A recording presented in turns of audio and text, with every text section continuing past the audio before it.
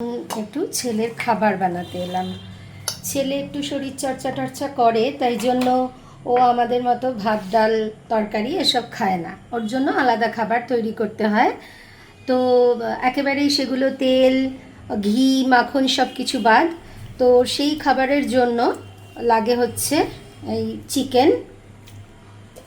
তো তেল ঘি এসব ছাড়া একেবারে সেদ্ধ খাবারগুলো খেতে তো দিনের পর দিন মোটেই ভালো লাগে না। সেই জন্য আমি একটু আমার মতো করে চেষ্টা করি তাতে যাতে একটু খাবার মতো হয় ব্যাপারটা।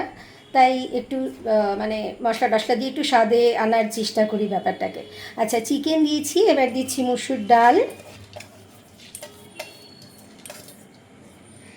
এবার দিচ্ছি একটু পেঁয়াজ কুচি, রসুন কুচি, কাঁচা লঙ্কা, স্বাদ মতো একটু নুন,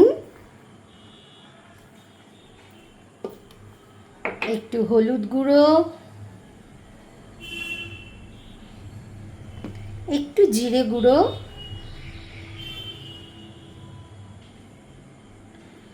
একটু ধনে গুঁড়ো, আর একদম সব শেষে দেবো একটু কসুরি মেথি।